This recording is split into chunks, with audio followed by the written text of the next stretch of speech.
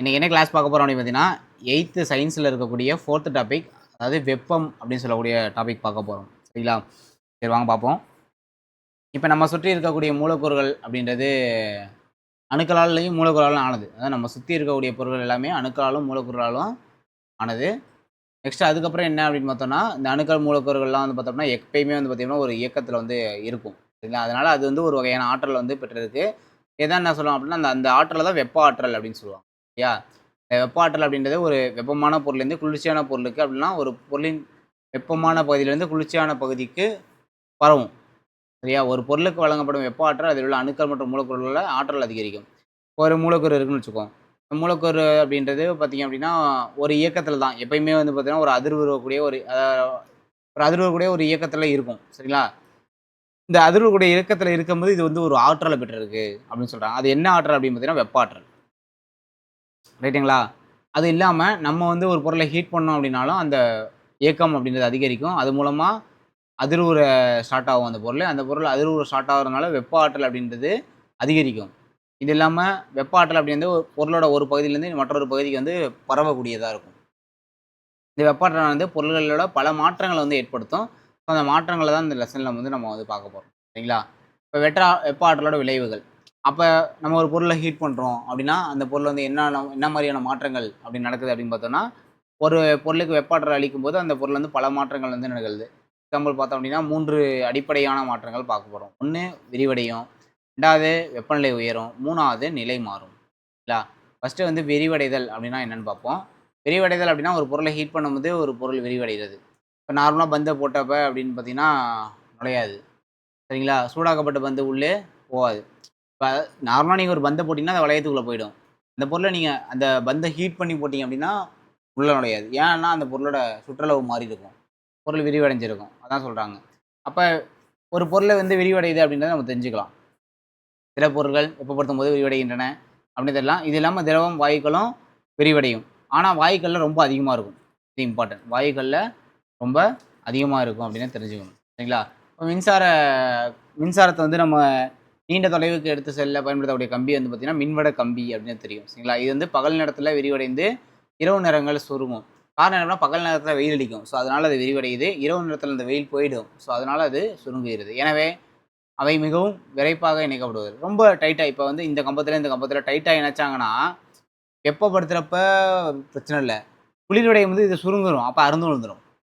அதனால என்ன பண்ணுவோம் அப்டின்னா, இரவு நேரங்கள்ல குளிர்ச்சி அடையும்போது அவை அறுந்து விடக்கூடும். அதனால ரொம்ப விரைப்பா இணைக்க மாட்டாங்க. கொஞ்சம் கேப் விட்டு கொஞ்சம் இப்டி இருக்கு அப்டின்னா, கொஞ்சம் இப்டி தாழ்வா இணைப்பாங்க.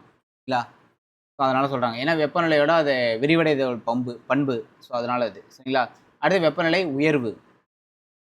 சரிங்களா? வெப்பநிலை உயர்வு அப்டின்னா, ஒண்ணுல்ல ஒரு நீர் இருக்கு. அத நம்ம ஹீட் பண்ணோம் அப்டின்னா, அந்த வெப்ப ஆற்றல பெற்று, அந்த நீர் மூலக்கூறுகள் வந்து பார்த்தீங்கன்னா, ரொம்ப இயக்க ஆற்றல் வந்து அதிகரிக்கும். இயக்க ஆற்றல் அதிகரிக்கிறதுனால அது வந்து ஆவியாயிடும். சரிங்களா? அப்ப மூலக்கூறுகள் அதிக ஆற்றல பெறும்போது, அவற்றோட வெப்பநிலையும் அதிகரிக்கும். ஆவியாகிறது இல்லாம வெப்பநிலை என்ன ஆகும்? அதிகரிக்கும். தண்ணீய சூட் பண்ணா ஹீட் ஆகும் அவ்வளோதான். இதிலிருந்து வெப்ப ஆற்றல் ஒரு பொருளின் வெப்பநிலையை உயர்வை ஏற்படுத்துவது. சரிங்களா? வெப்ப ஆற்றல் ஒரு பொருளோட வெப்பநிலை உயர்வ ஏற்படுத்தக்கூடியது. அடுத்து நிலை மாற்றம். நிலை மாற்றம்லாம் ஒண்ணும் இல்ல. பனிக்கட்டியில உள்ள நீர வந்து நம்ம வந்து அ கவர்ச்சி விசை அதிகமா இருக்கும். பனிக்கட்டியில உள்ள நீர் மூலங்களுக்கு இடையிலான கவர்ச்சி விசை அதிகமா இருக்கும். அது இல்லாம அது ரொம்ப நெருக்கமா இருக்கும். ஆனா நம்ம பனிக்கட்டிய வெப்பப்படுத்துனோம் அப்டின்னா, நீர் மூலங்களுக்கு இடையான அந்த கவர்ச்சி விசை அப்டின்றது குறைஞ்சு, பனிக்கட்டி உருகி நீரா மாறும். இதான் நிலை மாறுது. திண்மம்லேருந்து திரவமா மாறிடுது. ஸோ அத நிலை மாற்றம்னு சொல்றாங்க. நீர வெப்பப்படுத்தும்போது நீர் மூலங்களுக்கு இடையான கவர்ச்சி விசை மேலும் குறையிறதுனால, நீர் வந்து நீராவியா வாயுவா மாறிடும். ஆவியாயிடும். நீராவியானது சுற்றுப்புறத்துக்கு செல்வதால் நீரின் அளவு குறைகிறது. இந்த நிகழ்வுகள்ல ஒரு பொருளுக்கு வெப்ப ஆற்றல் நம்ம குடுக்கும்போது, அதோட பொருள வந்து நிலை மாற்றம் அப்படின்றது ஏற்படுது. அப்படின்னு நம்ம தெரிஞ்சுக்கலாம். அந்த பொருள் வெப்ப ஆற்றல நீக்கிறப்ப என்ன ஆகும்? அப்படியே ஆப்போசிட்டா நடக்கும். எதிர் திசையில மாற்றம் அப்படின்றது ஏற்படும். இல்ல. இப்ப எக்ஸாம்பிள் சொல்லணும் அப்படின்னா, திடப்பொருள் திரவமா மாறுனுச்சுன்னா, அத உருகுதல்னு சொல்லுவோம். திடப்பொருள் பனிக்கட்டி தண்ணியா மாறுனுச்சுன்னா, பனிக்கட்டி உருகிடுச்சுன்னு சொல்லுவோம். அப்ப திரவம் வாயுவா மாறுதுன்னா, ஆவியாயிடுச்சுன்னு சொல்லுவோம். தண்ணி இருக்கு, தண்ணி ஹீட் பண்றோம். அது ஆவியாயிடுச்சு அப்படின்னா, ஆவியாகி போயிடுச்சுப்பா தண்ணி அப்படின்னு சொல்லுவோம். அடுத்து திடப்பொருள் வாயுவா மாறுறது. திடப்பொருள் வாயுவா மாறுனா நம்ம கற்பூரம் எரியிறத எடுத்துக்கலாம். பதங்கமாதல்னு சொல்லுவோம். ஒரு திண்ம பொருள் டைரக்ட்டா வாயுவா மாறுறது பதங்கமாதல். அது அப்படியே ஆப்போசிட்டா நடந்துச்சு. இப்ப வாயு பார்ப்போம் முதல்ல. வாயு வந்து திரவமா மாறுனுச்சுன்னா, இப்ப வந்து காத்து இருக்கு. காத்துலேருந்து அது தண்ணியா மாறுனுச்சு அப்படின்னா, குளிர்தல்னு சொல்லுவோம். அடுத்தது திரவம் திடப்பொருளா மாறுனுச்சுன்னா, உறைதல்னு சொல்லுவோம். இதுவே மேத்ஸ்ல கேட்கான். மேத்ஸ்ல கேட்குறாங்க. சரிங்களா? திரவம் திடப்பொருளா மாறுறது.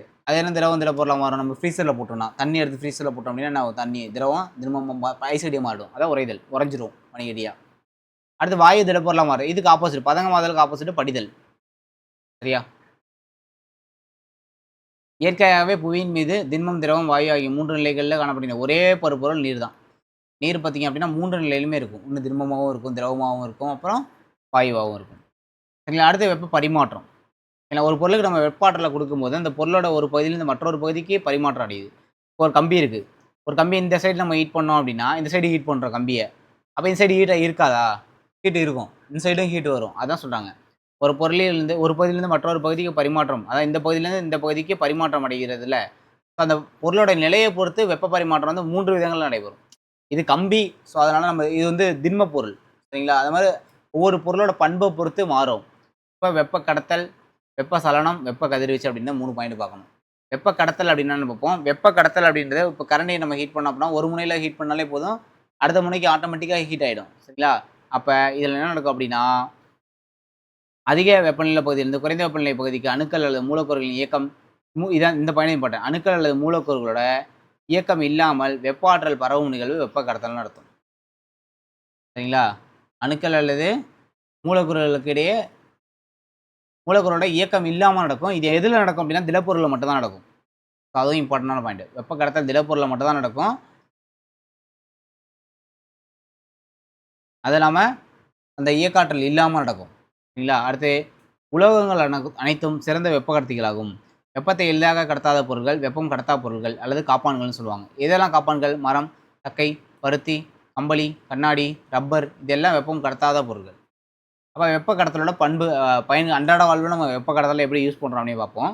பாத்திரங்கள் நம்ம உணவு சமைக்கிறோம். சமையல் பாத்திரத்தை வெப்பப்படுத்தும் போது வெப்பாற்றலானது பாத்திரத்திலேருந்து உணவுப் பொருளுக்கு போகுது. இது என்ன? திண்ம பொருள் தானே. அப்போ வெப்ப கடத்தல் நடக்குது இந்தியா. சலவை பெட்டியை கொண்டு துணியை சலவை செய்யும்போது சலவை பெட்டியிலேருந்து வெப்பாற்றல் துணிக்கு பரவுது. இதுவும் பார்த்தீங்க அப்படின்னா என்னது? திண்ம பொருள் நடக்கக்கூடியது. எந்த ஒரு மூலக்கூறோட இயக்கம் இல்லாமல் நடக்கும். இந்த பாயிண்ட் இம்பார்ட்டன்ட்பா. மூலக்கூறோட இயக்கம் இல்லாமல் வெப்பாற்றல் பரவக்கூடிய நிகழ்வுக்கு வெப்ப கடத்தல்னு பேர். அடுத்து சமையல் பாத்திரத்தோட கைப்பிடி பிளாஸ்டிக் அல்லது மரத்தினால் பொருளாக செய்யப்பட்டிருக்கும். ஏன் அப்படின்னா வெப்பத்தை கடத்தாது மரம். இக்லோ, இது ரொம்ப இம்பார்ட்டன்ட். இக்லோ அப்படிங்கிற பனிவீடுகளில் உட்பகுதியின் வெப்பநிலை சுற்றுப்புறத்தை விட அதிகமாக இருக்கும். ஏன்னா பனிக்கட்டி வெப்பத்தை மிகவும் அரிதாக கடத்தக்கூடியது. ஸோ அதனால் பனிக்கட்டி வீடு அந்த இக்லோ அப்படின்றது முக்கியம். அடுத்து வெப்ப சலனம். சரிங்களா? வெப்ப சலனம் அப்படின்னு எடுத்துட்டிங்கன்னா இது திரவத்திலையும் வாயும்லையும் நடக்கக்கூடியது வெப்பச்சலனம் அப்படிங்கிறது. சரிங்களா? இப்போ பாத்திரத்தில் நீரை நம்ம வெப்பப்படுத்தணும் அப்படின்னா பாத்திரத்தை அடிப்பகுதியில் நீர் மூலக்கூறுகள் வந்து வெப்பாற்றலை பெற்று மேல் நோக்கி நகரும். பிறகு மேற்பகுதியில் உள்ள நீர் மூலக்கூறுகள் கீழே நகர்ந்து வெப்பமடைகின்றன. இந்த விதமான வெப்ப கடத்தலுக்கு வெப்ப சலனம்னு பேர். முதல்ல இப்போ தண்ணி இருக்குன்னு வச்சுக்கோம்.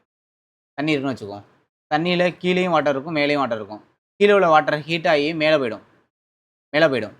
மேலே உள்ள வாட்டர் என்ன ஆகும்? ஹீட்டாக இருக்காது. ஸோ அதனால் மேலே உள்ள வாட்டர் கீழே வந்து ஹீட் ஆகிட்டு திரும்ப மேலே போகும். இந்த மாதிரி ரொட்டேஷன் நடக்கும்.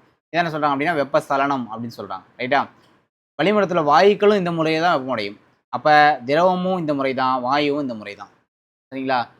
இப்போ இது காற்று இருக்குன்னு வச்சுக்கோங்க. இதான் வளிமண்டலம் வச்சுக்கோம். கீழே உள்ள காற்று என்ன ஆகும்? சூடாகி நேராக மேலே போகும். மேலே உள்ள காற்று குளிர்ந்த காற்று என்ன வரும்? கீழே வரும். கீழே வந்துட்டு சூடாகிட்டு திரும்ப மேலே போகும். அந்த கான்செப்ட் தான் இது. அதான் என்ன சொல்கிறாங்கன்னா ஒரு பொருளை வெப்பப்படுத்தும் போது உயர் வெப்பநிலை பகுதியிலிருந்து குறைந்த வெப்பநிலை பகுதிக்கு மூலக்கூறுகளோட இயக்கத்தினால் வெப்பம் கட்டுப்படுத்தப்படும் முறைக்கு வெப்ப சலனம் பேர். அங்கே மூலக்கூறோட இயக்கம் இல்லாமல் நடக்கும். இங்கே மூலக்கூறோட இயக்கத்தினால் நடக்கக்கூடியதான் வெப்ப சலனம். வெப்ப சலனம் திரவம் மற்றும் வாயுக்களால் நடக்கக்கூடியது. அப்போ இதோட அன்றாட என்ன வெப்ப சலனம்? நிலக்காற்று, கடல் காற்று உருவாகுவதற்கு வெப்ப சலனம் தான் காரணம். காற்றுனாலே வாயு தானே. அப்போ வாயுவில் நடக்கிறது வெப்ப சலனமாக தான் இருக்க போகுது. அடுத்து வெப்பசலனம் மூலமாகவே காற்றானது ஒரு பகுதியிலிருந்து மற்றொரு பகுதி, காற்றுன்னு வந்துட்டாலே வெப்பசலனம் தான். வெப்ப காற்று, இங்கேயும் காற்று வந்துச்சு, அப்போ இதுவும் வெப்பசலனம் தான். வெப்ப காற்று பலூனில் வெப்பசலனம் மூலம் வெப்பம் கடத்ததால் பலூன் மேலே போகுது. சூடாகிட்டு மேலே போகும், திரும்ப குளிர்ச்சி கீழே வந்துடும். குளிர்சாதன பெட்டியில் குளிர்ந்த காற்றுன்னு வந்துட்டாலே வெப்பசலனம் தான். குளிர்ந்த காற்று கீழ் நோக்கி இடம்பெயர்ந்து சூடான காற்றை வெப்பசலனம் மூலம் இடம்பெயர்ச்சி செய்யுது. அடுத்து வெப்ப கதிர்வீச்சு. வெப்ப கதிர்வீச்சு அப்படிங்கிறது டோட்டல் டிஃப்ரென்ஸ். சரிங்களா? இதில் வந்து வெப்ப ஆற்றல் வரக்கூடிய ஒரு 3வது விதம். திடப்பொருள் வெப்ப கடத்தல் மூலமாகவும் திரவம் மற்றும் வாயு வெப்பசலனம் மூலமாகவும் வெப்பாற்றல் பரவுது. ஆனால் வெற்றிடத்தில் வெப்ப கதிர்வீச்சு மூலம் வெப்பாற்றல் பரவுது. இதுக்கு எந்த ஒரு மாலிகளும் தேவையில்லை, வெற்றிடத்திலேயே நடக்கக்கூடியது. சரிங்களா? சூரியனிலிருந்து வெளிப்படக்கூடிய வெப்ப ஆற்றல் வெப்ப கதிர்வீச்சு மூலமே பரவுது. இது இம்பார்ட்டன்ட். சூரியனிலிருந்து வெளிப்படக்கூடிய வெப்பாற்றல் வெப்ப கதிர்வீச்சு மூலமாக பரவுது. வெப்ப ஆற்றலானது ஒரு இடத்துலேருந்து மற்றொரு இடத்துக்கு மின்காந்த அலைகளாக பரவக்கூடிய முறைக்கு தான் வெப்ப கதிர்வீச்சு. எந்த அலைகள்னு கேட்கலாம், மின்காந்த அலைகளாக பரவும். இதுக்கு மின்காந்த அலைகளாக பரவக்கூடிய முறைக்கு என்ன சொல்லலாம், வெப்ப கதிர்வீச்சு அப்படின்னு சொல்லலாம். சரியா? அப்போ வெப்ப கதிர்வீச்சு நம்ம அன்றாட வாழ்வில் என்ன பயன்படுத்துகிறோம்? சூரியனிலிருந்து வெப்ப ஆற்றல் வெப்ப கதிர்வீச்சு மூலமாக பூமியை வந்து அடையுது. இது ஒன்று. அடுத்து ஏன்னா வெற்றிடத்தில் தானே வருது. நெருப்புக்கு அருகில் நிற்கும் போது வெப்ப கதிர்வீச்சு மூலம் நான் வெப்பத்தை உணர்றோம். நெருப்பு கதிரில் எந்த ஒரு பொருளுமே கிடையாது. ஸோ வெற்றிடத்தில் அது பரவுது. கருப்பு மேற்படைய பொருட்கள் வெப்ப கதிர்வீச்சுன்னு ஏற்கும் தன்மையுடையது. சமையல் பாத்திரத்தை நேரம் கருப்பாக இருக்கும். கருப்பு வெப்பத்தை அப்சார்ப் பண்ணும், வெள்ளை வெப்பத்தை ரிஃப்ளெக்ட் அடிக்கும். அது தெரிஞ்சுக்கணும். சரிங்களா? அதனால தான் பாத்திரத்துக்கு கீழே கருப்பு பூசுகிறாங்க. வெண்மை நிறமானது வெப்ப கதிர்வீச்சுனா எதிரொலிக்குது. அதனால தான் மொட்டை மாடியில் பார்த்தீங்கன்னா வெள்ளை கலர் பெயிண்ட் அடிப்பாங்க. சரிங்களா? எனவே தான் கோடை காலங்களில் வெண்மை நிற ஆடைகளையும் நம்ம பயன்படுத்துகிறோம் கோடை காலத்தில். இதெல்லாம் வெப்ப கதிர்வீச்சுக்கு ஒன் ஆஃப் த எக்ஸாம்பிள். ஏன்னா எந்த ஒரு டச்சுமே இல்லாமல் நடக்குது. சரியா? அடுத்து இதில் வெப்ப கதிர்வீச்சு மூலமாக நடக்கக்கூடிய வெப்பாற்றல் பரவுறதை நம்ம கண்ணால் பார்க்க முடியும். எப்போ கண்ணால் பார்க்க முடியும்? 500 டிகிரி செல்சியஸ் வெப்பநிலைக்கு ஒரு பொருளை வெப்பப்படுத்துகிறப்ப கதிர்வீச்சானது மங்கிய சிவப்பு நிறத்தில் நம்ம கண்களுக்கு தெரிய ஆரம்பிக்கும். அப்போது தான் நம்ம தோலோட மூலம் வெப்பத்தை வந்து உணர முடியும். மேலும் வெப்பப்படுத்தும் போது கதிர்வீச்சின் அளவு அதிகரிக்குது. அப்பொழுது ஆரஞ்சு, இறுதியாக மஞ்சள் நிறத்தை தொடர்ந்து இறுதியாக அந்த வெள்ளை கலரில் ஒளிரும். வெள்ளை கலராக மாறும். சரிங்களா? 500 டிகிரி செல்சியஸ் ஹீட் பண்ணோம் அப்படின்னா நம்ம கண்ணால் அந்த வெப்ப கதிர்வீச்சு பரவுறதை பார்க்க முடியும்னு சொல்கிறாங்க. ரைட்டா? அடுத்து வெப்ப அளவியல். வெப்ப அளவியல் அப்படின்றா ஒன்றும் இல்லை, வெப்ப ஆற்றலோட மதிப்பினை கணக்கிடும் முறைக்கு தான் வெப்ப அளவியல்னு பேர். எவ்வளோ வெப்ப ஆற்றல் இருக்குது அப்படின்றத பற்றி பேசணும்னா அது வெப்ப அளவியல். சரியா? அடுத்து வெப்பநிலை. வெப்பநிலை நமக்கு தெரியும். ஒரு பொருள் சூடாக இருக்கா இல்லை குளிர்ச்சியாக இருக்கா அப்படின்றத சொல்லக்கூடியது தான் வெப்பநிலை அப்படின்றது. வெப்பநிலை மானியை வச்சு நம்ம வெப்பநிலை அளவிடலாம். வெப்பநிலை மானி வந்து வெப்பநிலை அளவிடுவது வெப்பநிலை மானி. வெப்பநிலை அளவிட 3 விதமான அளவு இருக்குது. Celsius, ஃபாரன்ஹீட்டு, kelvin. கெல்வின் தான் வந்து பார்த்திங்க அப்படின்னா எஸ்ஐ அலகு. அது நமக்கு தெரியும். சரிங்களா? எஸ்ஐ அலகு. இது வந்து வெப்பநிலை மானின்றது வெப்பநிலையை அளவிடக்கூடிய தான் வெப்பநிலை மானி. இது வந்து வெப்ப அளவியல், வெப்பத்தை அளக்கிறது. இது வெப்பநிலையை அளக்கிறது தான் வெப்பநிலை மானி. வெப்பத்தை அளக்கிறதுக்கு வெப்ப அளவியல். சரியா? தெரிஞ்சுக்கணும். கருவியில் அதை அளக்கக்கூடிய முறைக்கு வேதியியலில் உள்ள வெப்ப ஆற்றலோட மதிப்பை கணக்கிடக்கூடிய முறைக்கு வெப்ப அளவியல்னு பேர். இதான கருவி. வெப்பநிலையாளனா வெப்பநிலை மானி பயன்படுத்துவாங்க. அடுத்து வெப்பத்தோட அலகு. வெப்பத்தோட அலகு நமக்கு இப்போ தான் பார்த்தோம் ஜூல். எஸ்ஐ அலகு ஜூல். வெப்பநிலைக்கு கெல்வின். வெப்பத்துக்கு ஜூலு. வெப்பம்னா என்ன? மொத்த இயக்காற்றல். வெப்பநிலைன்னா என்ன? சராசரி இயக்காற்றல். இது நம்ம போன கிளாஸே பார்த்துருப்போம். சரியா? அப்போ ஜூல்னா என்ன? ஜே அப்படின்ற எழுத்தில் அளவிடலாம். ஆனால் பொதுவாக பார்த்தீங்க அப்படின்னா கலோரியில் சொல்லுவாங்க. கலோரினா என்ன? 1 கிராம் நீரோட வெப்பநிலையை 1 டிகிரி செல்சியஸ் உயர்த்த தேவையான வெப்ப ஆற்றலோட அளவு 1 கலோரின்னு சொல்லுவாங்க. சரிங்களா? இப்போ கலோரி மற்றும் ஜூல் இதுக்கான தொடர்பு பார்த்தீங்க அப்படின்னா 1 கலோரினா 4.189 ஜூலுக்கு ஈக்குவல். அவ்வளோதான். 4 ஜூல்னா 1 கலோரி. சிம்பிளாக சொல்லணும்னா உணவுப் பொருளில் உள்ள ஆற்றலின் அளவு கிலோ கலோரி அப்படின்ற அழகால கிலோ கலோரியில் சொல்லுவாங்க. இப்போ நான் என்ன சொன்னேன்? 4 ஜூல்னா 1 கலோரி. அப்போ 1 கிலோ கலோரி அப்படின்னா 4000 வருமா? அப்போ இந்த 0.2 இங்கே வருதுல்ல, அதனால் 4200 ஜூல் தோராயமாக. 4200 ஜூலு 1 கிலோ கலோரினா. அடுத்து வெப்ப ஏற்புத்திறன். வெப்ப ஏற்புத்திறன் அப்படின்றது 3 பொருளை வச்சு மாறும். வெப்ப ஏற்புத்திறனா இல்லை, ஒரு பொருளை ஹீட் பண்ணுறோம், அந்த பொருள் உடனே ஹீட் ஆகணுமா, இல்லை லேட்டாக ஹீட் ஆகுமா, இல்லை எவ்வளோ வெப்பத்தை அப்சார்ப் பண்ணி வச்சுக்கும்ல அப்படின்றத பற்றி பேசுறது தான் வெப்ப ஏற்புத்திறன். பொருளோட நிறைய சார்ந்த அமையும். நிறைய அதிகமாக இருந்துச்சு அப்படின்னா அதிகமான வெப்பத்தை அதால் அப்சார்ப் பண்ணி வைக்க முடியும். ஆனால் லேட்டாக என்ன ஆகும்? ஹீட் ஆகும். அடுத்து பொருளோட வெப்பநிலையில் ஏற்படும் மாற்றம். ஒரு பொருள் ஹீட் ஆகிட்டு டக்குன்னு வெப்பத்தை திரும்ப கூல் ஆகிடலாம். சில பொருள் ரொம்ப நேரம் வெப்பமாக இருக்கும். ஸோ அதெல்லாம் சொல்கிறாங்க. ஆனால் பொருளோட தன்மை, அந்த பொருளோட தன்மையை பொறுத்தா மாறும். சரியா? ஒவ்வொரு பொருளும் ஒரு குறிப்பிட்ட வெப்பநிலை அடைவதற்கு அவற்றுக்கு வெவ்வேறு அளவு வெப்பாற்றல் தேவைப்படுகிறது. அந்த பொருளோட வெப்ப ஏற்புத்திறன்னு சொல்லுவாங்க. ரைட்டா? ஒரு பொருளினோட வெப்பநிலையை 1 டிகிரி செல்சியஸ் அப்படில தான் 1 கெல்வின் உயர்த்த தேவைப்படக்கூடிய வெப்பாற்றலோட அளவு வெப்ப ஏற்புத்திறன். முடிஞ்சு போச்சு. ஒரு பொருளோட வெப்பநிலையை 1 டிகிரி செல்சியஸ் உயர்த்தணும், இல்லைனா 1 கெல்வின் உயர்த்தணும். அதுக்கு நம்ம எவ்வளோ ஆற்றல் கொடுக்குறோம், அதுதான் வெப்ப ஏற்புத்திறன். சரியா? வெப்ப ஏற்புத்திறனால தான் கெப்பாசிட்டின்னு சொல்லுவாங்க. வெப்ப ஏற்புத்திறன் அப்படின்னா கெப்பாசிட்டி டேஷ் அதான் சி டேஷ். சரியா? எழுதாக குறிப்பிடுவாங்க. தேவைப்படும் வெப்பாற்றல் அளவு வெப்பநிலை உயர்வு. சரியா? இதோட வெப்ப ஏற்புத்திறனோட அலகு என்னன்னு பார்த்தீங்கன்னா, வெப்ப ஆற்றலுக்கு மேலே என்ன சொல்லுவோம்? கலோரின்னு சொல்லலாம், இல்லை ஜூல்னு சொல்லலாம். கலோரி கொடுக்கலாம். இல்லைனா ஜூல்னு இங்கே கொடுத்துருப்பாங்க. எஸ்ஐ அலகு ஜூல் கே -1 தான்.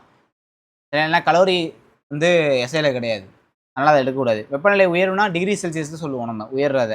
ஆனால் டிகிரி செல்சியஸ் எஸ்ஐ அலகு கிடையாது. அதனால கெல்வின்ல சொல்லுவோம் கீழே. ஒன்றுமே இல்லை. இது ஜூலு, இது கெல்வின். J/Kன்னு போடலாம். இல்லை JK-1ன்னு போடலாம். முடிஞ்சு போச்சு. அப்போ வெப்ப ஏற்புத்திறனில் எதுக்கு அதிகமாக இருக்கும் அப்படின்னா தண்ணி தான். சரிங்களா? பிற பொருளை விட நீர் அதிக அளவு வெப்ப ஏற்புத்திறனை பெற்றுள்ளது. எனவே இதன் காரணமாக நீரானது குளிர்விப்பாக பயன்படுத்துகிறது. 100 கிராம் எண்ணெயை விட 100 கிராம் தண்ணீர் அதிக அளவு வெப்பத்தை இழுத்துக்கொள்ள முடியும். தண்ணியால் அதிக அளவு வெப்பத்தை அப்சார்ப் பண்ணி வச்சுக்க முடியும்ப்பா. அதனால தான் நம்ம காரில் ரேடியேட்டர்லாம் பார்த்தீங்கன்னா தண்ணி யூஸ் பண்ணுறோம். இன்ஜினை கூல் பண்ணுறதுக்காக. சரிங்களா? ஸோ அதனால் அது இம்பார்ட்டன்ட். அடுத்து தன்வெப்ப ஏற்புத்திறனா கெப்பாசிட்டி. இப்போ இதே கான்செப்ட் தான். வெப்ப ஏற்புத்திறனும் தன்வெப்ப ஏற்புத்திறனும் சேம் தான். 1 கிலோவுக்கு அப்படின்னு பேசணும்னா அது தன்வெப்ப ஏற்புத்திறன். 1 கிலோ இல்லாமல் பேசணும்னா வெப்ப ஏற்புத்திறன். பாருங்க, ஓரலகு நிறையுள்ள இந்த வேர்டு தான் முக்கியம். ஓரலகு நிறையுள்ளன்ற வேர்டு உள்ள வச்சா தன்வெப்ப ஏற்புத்திறன். ஓரலகு நிறையுள்ள பொருளின் வெப்ப ஏற்புத்திறனே அந்த பொருளோட தன்வெப்ப ஏற்புத்திறன். 1 கிலோவை பற்றி பேசுவாங்க. இப்போ 1 கிலோகிராம் நிறையுள்ள பொருளின் வெப்பநிலையை 1 டிகிரி செல்சியஸ் இல்லை 1 கெல்வின் அளவு உயர்த்த தேவைப்படும் வெப்பாற்றலோட அளவு தன்வெப்ப ஏற்புத்திறன் சொல்லுவாங்க. இதுக்கு கெப்பாசிட்டின்னு சொல்லுவாங்க, சி. சரியா?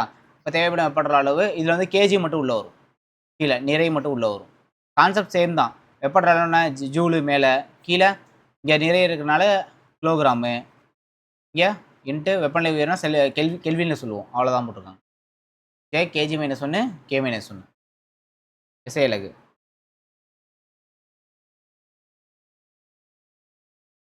அடுத்து கலோரிமீட்ரு. கலோரிமீட்டர்னா என்னென்னு பார்த்தீங்கன்னா, பொருள் ஒன்றினால் ஏற்கப்பட்ட அல்லது இழக்கப்பட்ட வெப்பத்தினை அளவிட பயன்படுத்தக்கூடிய உபகரணம் கலோரிமீட்ரு. அவ்வளோதான், இது மட்டும் போதும். ஒரு பொருள் வெப்பநிலை ஏற்றுச்சா இல்லை இழக்குதா அப்படின்றத பற்றி பேசணும் அப்படின்னா அது கலோரிமீட்ரு. சரிங்களா?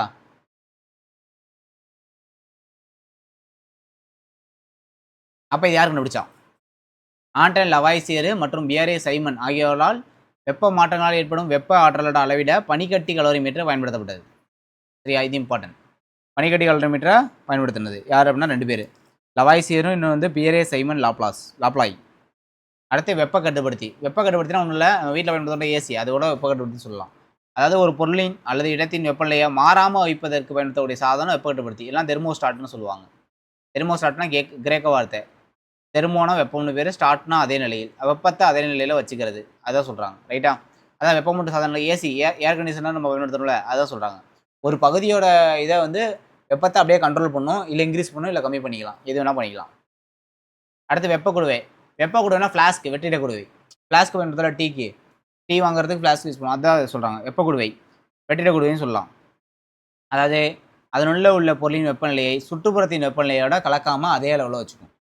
வெற்றிட குடுவை அப்படின்றத முதல்ல 1992ஆம் ஆண்டு ஸ்காட்லாந்து அறிவியலாளர் ஜேம்ஸ் திவார் என்பவராக கண்டுபிடிக்கப்பட்டது. அவரை கௌரவப்படுத்தும் விதமாக திவார் குடுவை என அழைக்கப்பட்டது. இது திவார் பாட்டில்னு சொல்லுவாங்க. இது வந்து பார்த்தீங்க அப்படின்னா எஸ்ஐ 2023 கொஸ்டின். திவார் பாட்டில் கேட்டிருந்தாங்க. சரியா? இது இம்பார்ட்டன்ட். அடுத்து பார்ப்போம். அதான் அதிகரிக்கதை விடாமல் குறைய விடாமல் நீண்ட நேரம் வைத்திருக்கக்கூடிய வெப்ப கடத்தாத பொருள் சேமிப்பு கலன். இதில் சில்வரை யூஸ் பண்ணியிருப்பாங்க. சரிங்களா? சில்வர் அப்படின்றது உட்சுவராக பயன்படுத்தியிருப்பாங்க. அது மட்டும் தெரிஞ்சால் போதும். இது ஜஸ்ட் ஸ்டோரி. எப்படி இருக்குது வேலை செய்யக்கூடிய விதம், இது தேவையில்லை நமக்கு. சரி, வேலை செய்யக்கூடிய விதம்லாம் கேட்கணும்னாங்க. அடுத்த நினைவு கொள்க, வெப்பமானது ஒரு பொருளின் ஒரு பகுதியிலிருந்து மற்றொரு பகுதிக்கு பரவுது. ஒரு பொருளின் வெப்ப ஆற்றல் அளிக்கப்படும் போது விரிவடையும், வெப்பநிலை உயரும், இல்லைனா நிலை மாறும். ஒரு பொருளை வெப்பப்படுத்தும் போது அதன் அணுக்கள் அல்ல ஆற்றலை பெறுவதால் அவை அதிர்வுற தொடங்கும். இந்த அதிர்வுகள் மற்ற அணுக்கள் மற்றும் மூலக்கூறின் மீது அதிர்வினை ஏற்படுத்துகின்றன.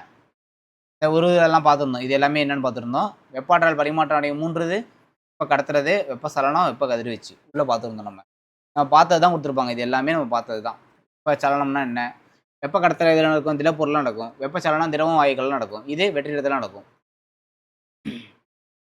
பொருளில் ஏற்படும் வெப்ப ஆற்றல் ஏற்பு இழப்பு 3 காரணிகளால் நடக்குது. ஒன்று பொருளோட நிறையை சார்ந்து அமையலாம், இல்லை வெப்பநிலையை சார்ந்து அமையலாம், இல்லை பொருளோட தன்மையை வச்சு மாறலாம். ஏன்னா வெப்பநிலையை அளவிட 3 அளவுகள் வருது. ஒன்று வந்து ஃபாரன்ஹீட்டு, இன்னொன்று கெல்வின், இன்னொன்று செல்சியஸ். கெல்வின் தான் எஸ்ஐ அளவு.